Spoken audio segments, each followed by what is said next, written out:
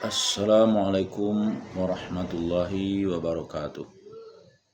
Alhamdulillahirabbil alamin wa bihi nasta'inuhu ala umurid dunya waddin.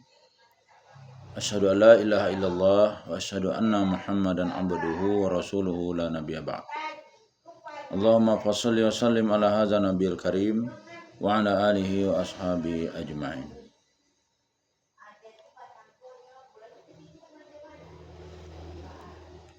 Bapak-bapak, ibu-ibu, serta generasi muda yang saya hormati.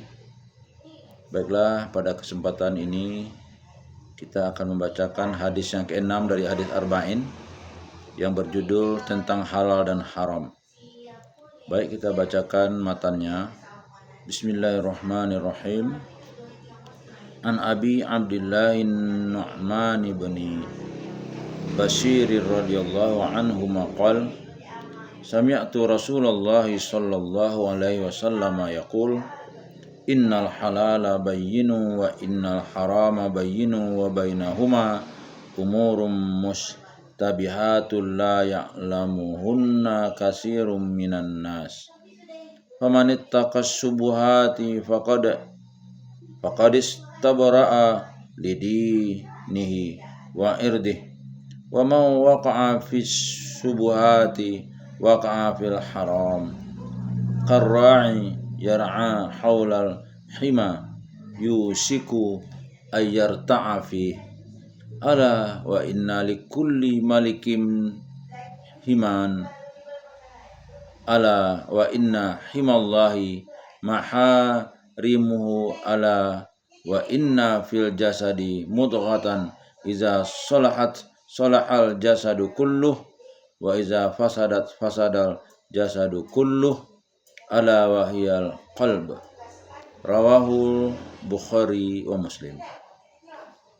Dari Abu Abdillah Nu'man bin Bashir radhiyallahu an, ia berkata, aku mendengar Rasulullah sallallahu alaihi wasallam bersabda, sesungguhnya yang halal itu jelas, yang haram pun jelas, dan di antara keduanya ada mustabihat atau perkara-perkara yang samar, yang kebanyakan manusia tidak mengetahuinya. Barang siapa yang menghindari perkara subhat itu, maka ia telah membersihkan agama dan kehormatannya. Dan barang siapa yang jatuh ke dalam perkara subhat itu, maka ia telah jatuh ke dalam perkara yang haram, seperti seorang pengembala yang mengembalakan kambingnya di sekitar kawasan terlarang, yang nyaris kambingnya itu merumput di dalamnya. Ingatlah bahwa setiap raja mempunyai kawasan terlarang. Ingatlah bahwa kawasan terlarang Allah adalah apa yang diharamkannya. Ingatlah bahwa di dalam jasad itu terdapat segumpal daging. Bila ia baik, maka baik pula seluruh jasadnya. Dan bila ia rusak, maka rusak pula seluruh jasadnya. Ingatlah bahwa segumpal daging itu adalah hati. Hadis ini diriwayatkan oleh Bukhari dalam kitab Al-Iman, bab man istabra'a lidinihi nomor 52, juga dalam kitab Al-Buyu, sedang dalam Sahih Muslim ada pada kitab Al-Buyu bab aqlidul ilalal wa tarkusi subuhat nomor 1599. Keutamaan hadis. Hadis di atas mengandung ajaran yang agung dan memuat manfaat yang sangat banyak. Hadis ini adalah salah satu pokok ajaran Islam. Sebuah pendapat menyebutkan bahwa hadis di atas adalah sepertiga ajaran Islam. Abu Daud menyebutnya seperempat dari Islam. Bahkan bagi mereka yang jeli sesungguhnya bisa melihat bahwa hadis ini meliputi segalanya. Sebab penjelasan tentang halal, haram dan subhat atau samar. Hadis di atas juga mengajarkan tentang hal-hal yang merusak atau memperbaiki hati. Dengan demikian, seseorang dituntut untuk mengetahui berbagai hukum syara', baik yang merupakan induk atau usul maupun yang cabang atau furu'. Hadis ini juga menjadi pijakan perihal keharusan untuk bersifat wara', yaitu dengan cara meninggalkan perkara yang subhat atau yang samar hukumnya. B. Penjelasan kata dalam hadis. Bayyin artinya adalah jelas. Maksudnya masalah-masalah yang telah ditetapkan Allah dan Rasulnya juga telah menjadi ijma' atau konsensus para ulama tentang hukum halal dan haramnya. Mustabihat adalah jamak dari mustabihah yang berarti samar, karena ketidakjelasan hukum halal haramnya. Ya'lamuhun artinya la ya'lamuhun artinya tidak mengetahuinya. Maksudnya adalah tidak mengetahui hukumnya lantaran adanya dalil yang bertentangan. Satu waktu lebih mendekati halal, namun pada lain waktu mendekati haram. Ittaqas syubhat artinya menghindari perkara subhat.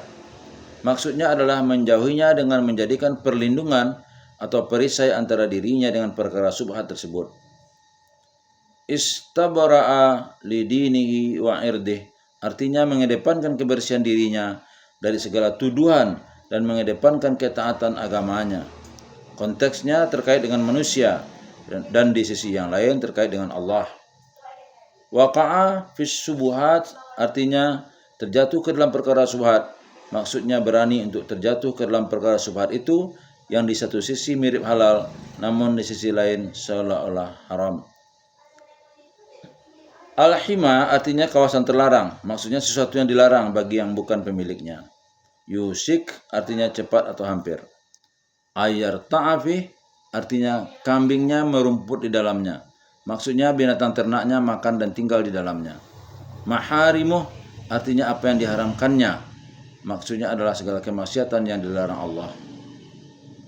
Mudghah adalah segumpal daging yang besarnya satu kali kunyah. C. Pemahaman atau pelajaran dalam hadis. 1. Halal dan haram adalah perkara yang jelas, dan antara keduanya adalah ada perkara yang subhat atau samar. Tentang hadis di atas, Imam Nawawi menjelaskan, itu berarti segala sesuatu dibagi menjadi 3 kategori.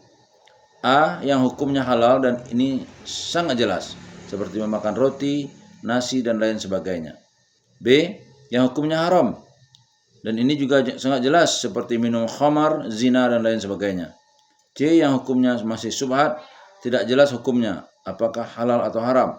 Hal tersebut tidak diketahui oleh banyak orang, sedangkan para ulama bisa mengetahuinya dengan berbagai dalil Al-Quran, sunnah, atau melalui qiyas. Jika tidak ada nas Al-Quran atau sunnah dan tidak ada ijma', maka dilakukan ijtihad. Meskipun jalan yang paling selamat adalah dengan meninggalkan perkara subhat, namun harus pula diingat bahwa perkara-perkara yang diragukan akibat was-was yang dibisikkan setan bukanlah perkara subhat yang perlu ditinggalkan. Contohnya takut memakai air di tengah padang pasir karena dikhawatirkan mengandung benda najis. 2. Macam-macam subhat. Ibnu Munzir membagi subhat dalam 3 kategori. A. Sesuatu yang diketahui jelas keharamannya, namun kemudian muncul keraguan karena bercampur dengan yang halal.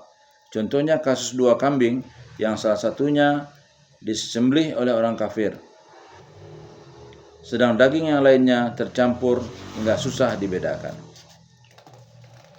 B. Sesuatu yang jelas halalnya, namun kemudian timbul keraguan. Contoh kasus seorang suami yang ragu-ragu, apakah ia telah menceraikan istrinya dengan mengucapkan kalimat talak atau belum. C. Sesuatu yang diragukan halal haramnya. Dalam masalah ini lebih baik menghindarinya. Rasulullah SAW pernah mencontohkan dengan sikapnya atas kurma yang beliau temukan di atas tikarnya. Beliau tidak memakan kurma tersebut karena dikhawatirkan kurma sedekah. 3. Pendapat-pendapat ulama seputar subhat. Abu Darda berpendapat bahwa ketakwaan yang sempurna bagi seorang hamba adalah dengan takut kepada Allah dalam segala hal, bahkan dalam hal sekecil apapun, termasuk meninggalkan beberapa hal yang halal karena takut terjerumus pada hal yang haram. Hasan Basri berkata, ketakwaan senantiasa melekat pada orang-orang yang bertakwa, sehingga ia meninggalkan beberapa hal yang halal karena takut barang tersebut haram. As-Sawri berkata, seseorang termasuk muttaqin, orang-orang yang bertakwa, karena mereka takut pada hal-hal yang sepatutnya tidak ditakutkan. Ibnu Umar berkata, saya selalu meletakkan penghalang di antara aku dengan barang yang haram, dari hal-hal yang halal dan aku tidak akan melanggarnya.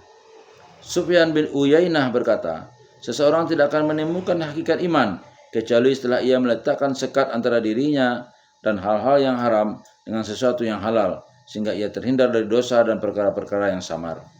Dikisahkan bahwa suatu waktu Abu Bakar memakan makanan yang subhat tanpa menyadarinya.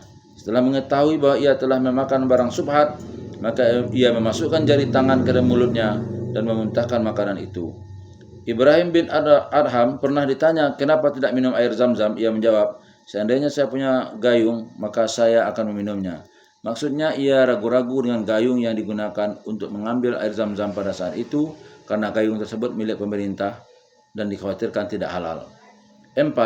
Setiap raja mempunyai kawasan terlarang, dan kawasan terlarang Allah adalah larangan-larangannya. Ungkapan metaforis di atas adalah untuk mengingatkan sesuatu yang gaib dengan sesuatu yang zahir, sesuatu yang tidak bisa diserap indera dengan sesuatu yang indrawi. Karena raja-raja Arab mempunyai kawasan terlarang yang khusus digunakan untuk tempat gembalaan binatang ternaknya dan mengancam orang yang mendekatinya. Maka orang yang takut akan hukuman raja itu akan menjauhkan gembalaannya dari kawasan tersebut lantaran khawatir terjebak ke darah itu. Sedang orang yang tidak takut akan tetap mendekatinya dan mengembalakan binatang ternaknya di kawasan terlarang itu, tidak lama kemudian ia pun terjebak ke dalamnya hingga ia mendapat hukuman. Allah lebih daripada raja itu yang mempunyai kawasan terlarang di buminya ini, yaitu berbagai kemaksiatan dan larangannya. Barang siapa yang melanggar larangan-larangan tersebut, maka akan mendapatkan hukuman baik di dunia maupun di akhirat. Dan barang siapa yang mendekati larangan dengan melakukan perkara-perkara subhat, maka ia pun nyaris terjerumus ke dalam hal-hal yang dilarang. 5. Hati yang baik. Baik atau buruknya seseorang tergantung hatinya, sebab hati adalah bagian terpenting dalam tubuh manusia. Secara medis juga demikian. Hati adalah organ paling vital bagi manusia. Jika hatinya berfungsi dengan baik, maka ia akan mampu menyaring darah dengan baik, dan oleh karena itu akan baik pula seluruh badannya. Dengan berdalih hadis di atas, Imam Syafi'i berpendapat bahwa sumber akal adalah hati, dan segala sesuatu yang berada di kepala sesungguhnya bersumber dari hati. Dalilnya adalah firman Allah berikut, mereka mempunyai hati, tapi tidak dipergunakan untuk memahami ayat-ayat Allah. Quran Surah Al-A'raf 179. Mazhab Hanafi berpendapat bahwa akal tetap terletak pada otak. Mereka beralasan bahwa jika otak seseorang rusak, maka akalnya juga rusak. Ilmu kedokteran dan anatomi modern juga menjelaskan bahwa asal mula berpikir spontan terletak di otak, karena indera hanya bisa bergerak jika ada perintah dari otak. Pada saat yang sama, hati tetap merupakan sumber yang pertama sekali bagi kehidupan seluruh anggota tubuh, termasuk otak. Bila hadis di atas menegaskan bahwa kebaikan tubuh dan otak tergantung dengan hati, maka hal itu sesungguhnya bertautan dengan sumber utama tadi.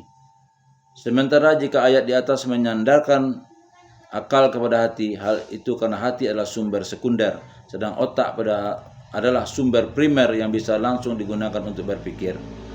Maksud dari hati yang baik dalam hadis di atas adalah hati yang baik secara maknawi, yaitu kebaikan jiwa terdapat manusia yang tidak diketahui kecuali oleh Allah.